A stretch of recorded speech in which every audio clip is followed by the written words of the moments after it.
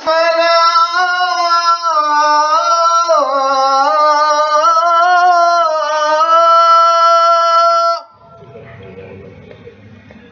على الفلاح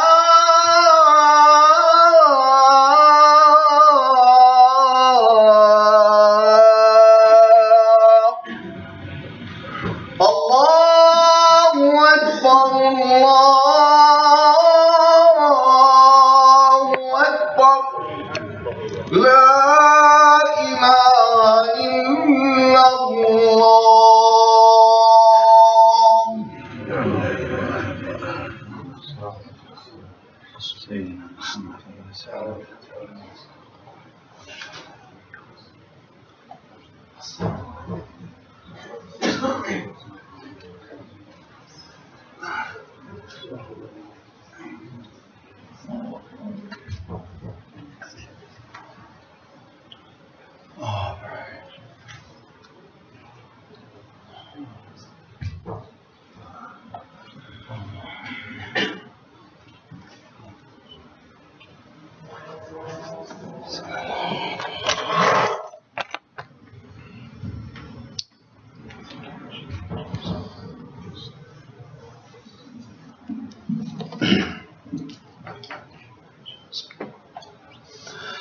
إن الحمد لله نحمده ونستعينه ونستغفره ونؤمن به ونتوكل عليه ونعوذ بالله من شرور أنفسنا ومن سيئات أعمالنا من يهده الله فلا مضل له ومن يضلل فلا هادي له وأشهد أن لا إله إلا الله وأشهد أن محمدا عبده ورسوله. By default, the praises and thanks, the glory belongs to none but Allah. We praise and we thank and we glorify Allah, and we beg Allah Ta'ala to assist us and to help us and to forgive us. We have faith and we have reliance, we have trust upon our Creator and Maker. We fly for refuge and sanctuary and safety unto Allah subhanahu wa ta'ala from the mischief, the malice, the evil that's within our own selves, and from the bad results and consequences and ends of our misdeeds and sins. Whoever Allah subhanahu wa ta'ala has guided, has led on Surat Al-Mustaqim, under the banner of La ilaha illallah Muhammadan Rasulullah, whomever Allah Ta'ala has guided, no one and nothing can mislead and misguide that one. And whoever Allah subhanahu wa ta'ala allows to go into error, into falsehood, into disbelief, mostly due to the sin and the rancor and the oppression and the evil that that person insists and chooses to do, then no one can guide them. And I bear witness openly and freely that nothing is worthy of worship. Nothing is worthy of being worshipped, of being called upon, of being put our trust upon, except Allah subhanahu wa ta'ala. And I further bear witness that a man named Muhammad ibn Abdullah sallallahu alayhi wasallam is the last messenger, the last prophet, the best worshipper, the best slave of Allah subhanahu wa ta'ala. I remind myself and then you of the admonition that Allah has given explicitly to the believers when Allah subhanahu wa ta'ala says, يا أيها الذين آمنوا اتقوا الله حق تقاته ولا تموتن إلا وأنتم مسلمون. O you who have believed, be mindful, conscientious of Allah, and do not die except as Muslims, with complete submission to Allah subhanahu wa ta'ala. Amma ba'd, to proceed. So brothers and sisters in Islam, today I want to start with mentioning an episode that happened during the lifetime of Rasulullah sallallahu alaihi wasallam, and I want to tie it with reflection to a surah that Allah subhanahu wa ta'ala then responded to that event and gave to our beloved Rasul sallallahu alaihi wasallam, and then inshallah reflect upon that surah. One of the most traumatic things that could happen, one of the most traumatic tests or tragedies that can happen to us, brothers and sisters in Islam, is when we lose a child, when we lose a son, when we lose a daughter. This is one of the most traumatic, shakes that a human being can go through in their lives. And this particular son that I'm going to be talking about is not Ibrahim.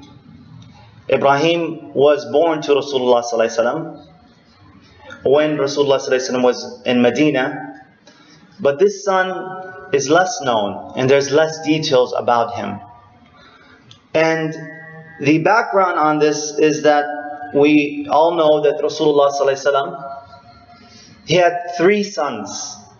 One was Qasim, who was born prior to him becoming the Nabi, the Rasul of Allah subhanahu wa ta'ala. Then right afterwards, after he became a prophet, Allah subhanahu wa ta'ala blessed him with Abdullah. And both of these sons were born to Khadija radhiyallahu anha.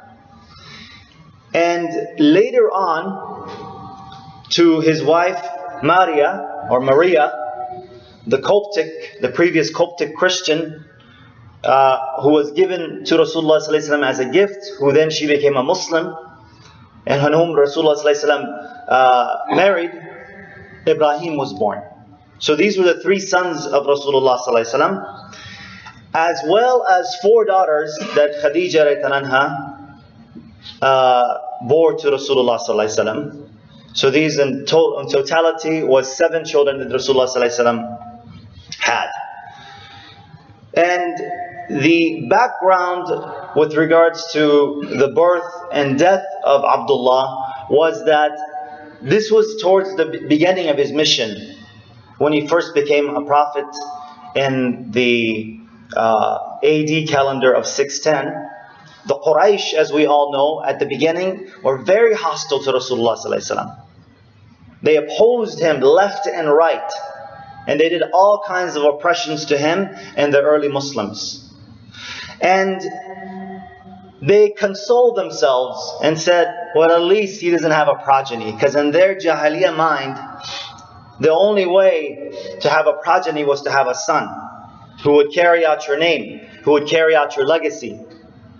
So they were consoled by this fact that Rasulullah ﷺ did not have any sons.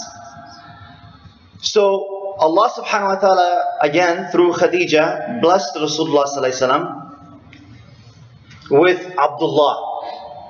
And Abdullah, subhanallah, he passed away as a toddler. Scholars mention about the age of 1 to 2 years old. Some of the sweetest times that you spend with your child is in that age. Is that 1 to 2 year old, when that child identifies you with being a father, with being a mother, starts being really attached to you. If anybody looks at them or touches them or what have you, what does that child do? They run right to you. They hold to you. They grab to you. This was a sweet age that this beautiful child was given to Rasulullah ﷺ, and Allah subhanahu wa ta'ala ordained for him, decreed for him that he be taken away. So what happened was then the Quraysh, they rejoiced.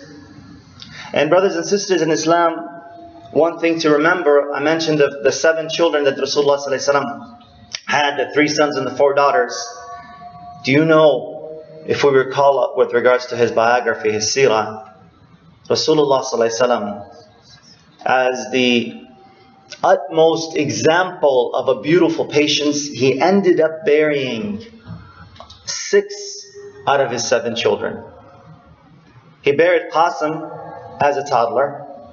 He buried Abdullah as a toddler. Ibrahim as a toddler, and then his daughters Zainab, Ruqiyah, and Kulthum, all in their 20s and 30s prior to him passing away. Rasulullah ﷺ buried all of his children. So this is the test, this is the calamities, these are the tribulations that Rasulullah ﷺ went through. But yet, he displayed the utmost humility and the utmost patience, and Allah subhanahu wa ta'ala raised his rank through this beautiful example that he left with us.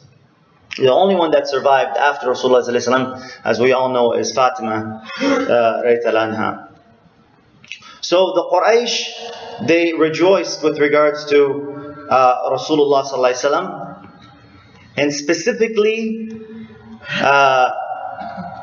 Abu Lahab and these utmost enemies of Rasulullah ﷺ. They, after Abdullah passed away, they ran through the streets of Medina, and they were saying, Batara Muhammad.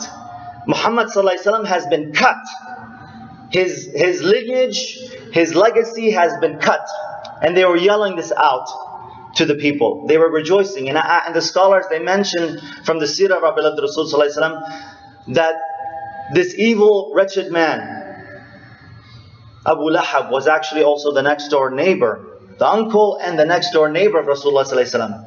So he heard the cries, he heard the disappointment with regards to this child passing away, and he rejoiced in happiness and running outside in the streets and saying, Rasulullah Muhammad ﷺ has been cut, his lineage has been cut, his legacy has been cut.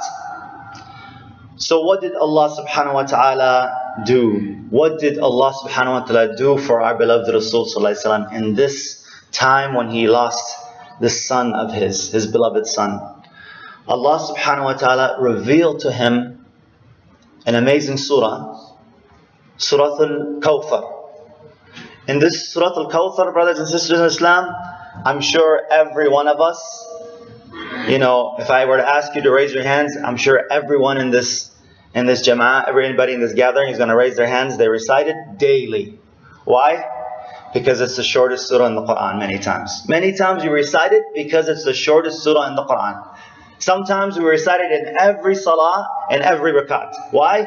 Because it's so short and we want to finish our obligation with regards to salah and move on. But if we look at the amazing meaning, and now we understand, inshallah, the background, the event that is tied to this revelation, then inshallah we will not trivialize this. We won't just think, oh, shortest surah, take the oblation of salah out of the way, hurry up and just read Surat Al Kawthar and Surat Al Ikhlas, right? Surat Al Kawthar and Ikhlas, these are the twin surahs that we're reciting all the time, including myself, subhanAllah. We're so busy with regards to life. But again, brothers and sisters in Islam, this surah that is, as far as the according to Ibn Abbas, as far as the chronology, the time frame that with regards to the orders of surah, it was the 15th surah in the Quran that was revealed, and we know ultimately it was placed at the 108th surah in the Quran, but it was the 15th surah that was given to Rasulullah ﷺ. So very early in his da'wah it was given. And if we look again at this surah and we look and reflect with regards to the background and also the meaning, then inshallah we won't trivialize this. So let's look at some of the meanings of it. So this surah starts out with Allah subhanahu wa ta'ala saying, Inna a'tainaka al-kawthar. Truly, verily, without a doubt, we, meaning Allah subhanahu wa ta'ala, we have given you, ka, in a singular, the pronoun singular to Rasulullah sallallahu alaihi wasallam, we have given you, what? Al-Kawthar. So Allah subhanahu wa ta'ala is consoling. Allah subhanahu wa ta'ala is giving a reassurance to Rasulullah sallallahu alaihi wasallam. They were saying, Batara, Muhammad, he's been cut. But Allah subhanahu wa ta'ala is saying, look, we've already given you. And the scholars, they comment here that this has been given with regards to the past tense. We have already given you the Kawthar. in the past tense. It's already a foregone conclusion. It's a prophecy that Allah subhanahu wa ta'ala has given to Rasulullah sallallahu alaihi wasallam. We've already given you this. And so what is Al Kawthar? And there are so many hadith that our scholars mention from our beloved Rasul sallallahu alaihi wasallam. They mention this Al Kawthar, one of its meaning is a river in paradise. In this river, they mention from our beloved Rasul sallallahu alaihi wasallam's tongue that this river is lined on the banks with pearls. You know, we go to the streams and the Salt River and the Gila River, and it's just dirt and sand and rocks and what have you. This particular river is lined with pearls. And our scholars mention that Rasulullah sallallahu alaihi wasallam mentioned as far as the liquid, the water that's contained in this Kawthar, it is whiter than snow. It's cold. It's colder than ice, and it's sweeter than honey. Whiter than snow, colder than ice, and sweeter than honey as far as its liquid. And our scholars, they mention that when we as believers, may Allah subhanahu wa ta'ala make us amongst those believers, when we drink from this water on the day of judgment, then Rasulullah sallallahu alaihi wasallam mentioned that there will be no thirst for the one who drinks from this water. And after that, you're only going to be drinking because of pleasure. Your thirst will completely be gone. So Allah subhanahu wa ta'ala has given this much barakah, this much amazing qualities. These are just descriptions, and of course Allah knows exactly how amazing it will be when we actually, inshallah, and say Ameen, that Allah Ta'ala make us to drink from this water on the Day of Judgment. Allah knows exactly how it will be, but these are just some human descriptions that we have regarding it. Rasulullah sallallahu alaihi wasallam also mentioned that on its banks will be the containers, containers to take the water. And the containers will be so many that it will be like the stars in the sky. So you can't count the number of containers that are there. And also Rasulullah sallallahu alaihi wasallam mentioned to us that there will be a hawd, there will be a basin, a pool on the Day of Judgment. And from this pool above it will be two pure spouts of gold and silver that will be connected on the other end to this heavenly river, and the water, the liquid, will come and fill that pool. And we all know that on the Day of Judgment, as part of His ummah, may Allah Ta'ala keep us as part of His ummah and make us, inshallah, to die upon that. And on that date, inshallah, we will go to that pond, we will go to that pool, and we will drink from that water, inshallah. So this is what Allah subhanahu wa ta'ala is giving to our beloved Rasul sallallahu alaihi wasallam as a means to console him for the loss of this beloved child of Abdullah. And Kawthar, brothers and sisters in Islam, our scholars, they mention it is related to Kathir, which means a lot. And Kawthar, they mention it's basically a hyperbole of Kathir, meaning the source. So Kathir meaning a lot. This is the source of that lot. This is the source of it. So you can also imagine, brothers and sisters in Islam, that if this is one of the rivers of paradise, and it's called Al Kawthar, then where do you think the position of Rasulullah sallallahu alaihi wasallam is going to be? Allah predicted that He's going to be in paradise, and He's going to be at the source, the end of this Kawthar, this river. The actual source of it, Rasulullah sallallahu alaihi wasallam, his station, his maqam will be there. Again, consoling our beloved Rasul sallallahu alaihi wasallam.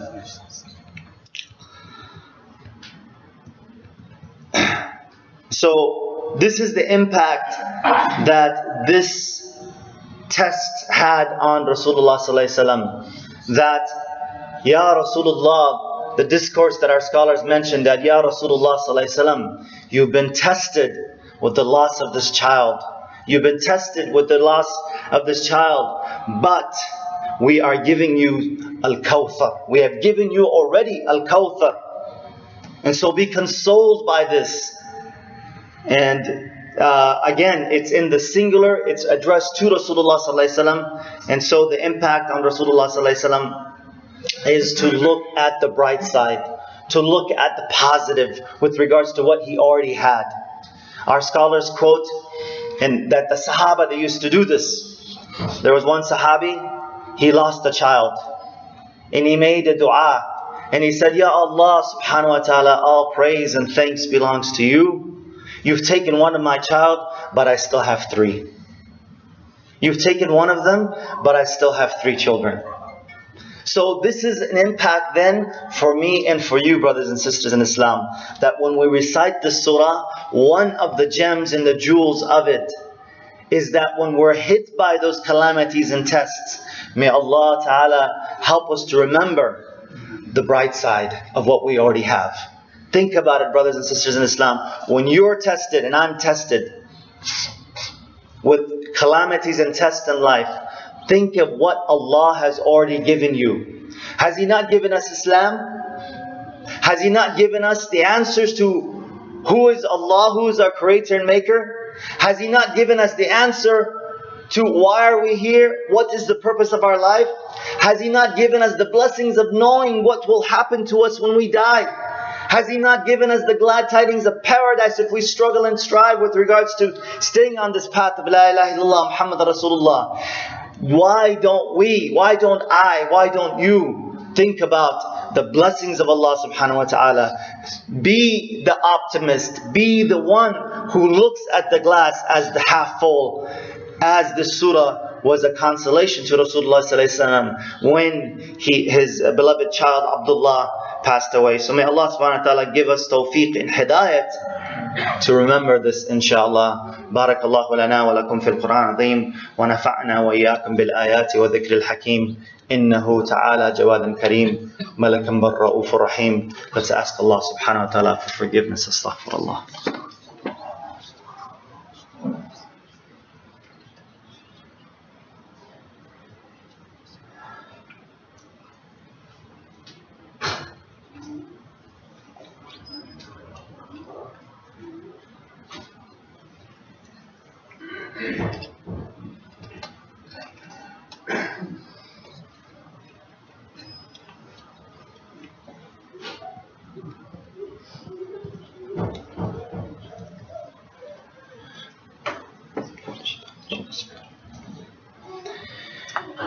إن الله وملائكته يصلون على النبي يا أيها الذين آمنوا صلوا عليه وسلموا تسليما اللهم صل على محمد في الأولين اللهم صل على محمد في الآخرين اللهم بارك على محمد في الأولين اللهم بارك على محمد في الآخرين واشهد أن لا إله إلا الله واشهد أن محمدا عبده ورسوله.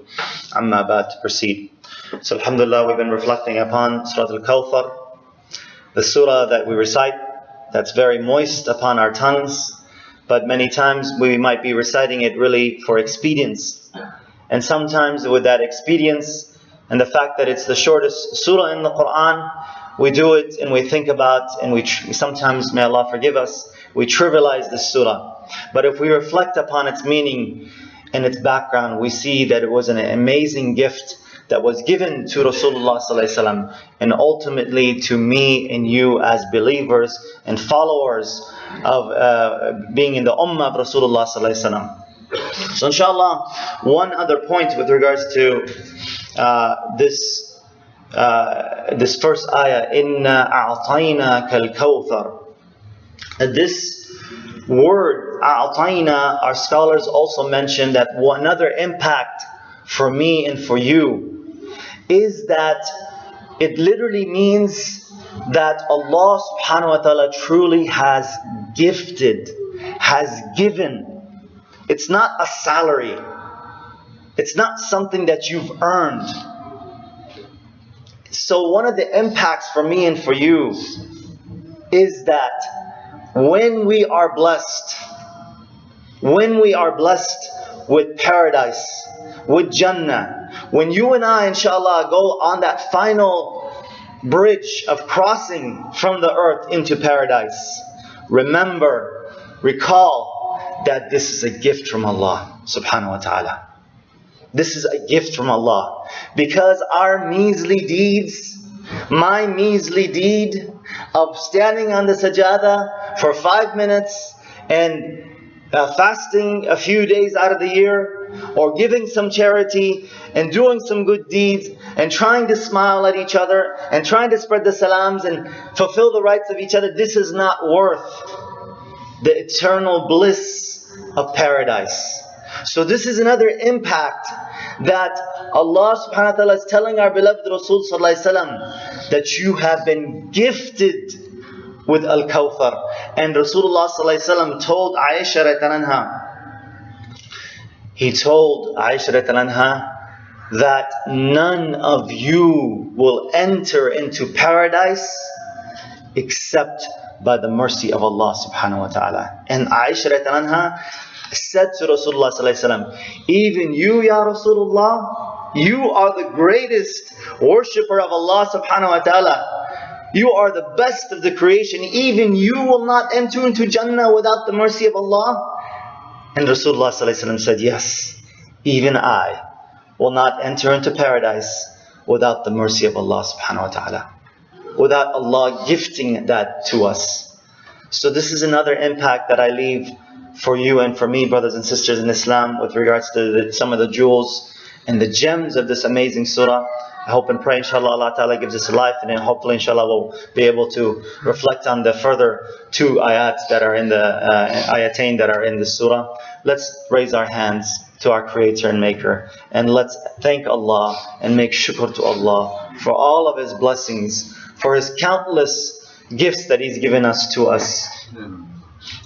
اللهم لك الحمد أنت نور السماوات والأرض ومن فيهن ولك الحمد أنت قيم السماوات والأرض ومن فيهن ولك الحمد أنت رب السماوات والأرض ومن فيهن أنت الحق ووعدك حق وقولك حق ولقاؤك حق والجنة حق والنار حق والساعة حق والنبيون حق ومحمد صلى الله عليه وسلم حق.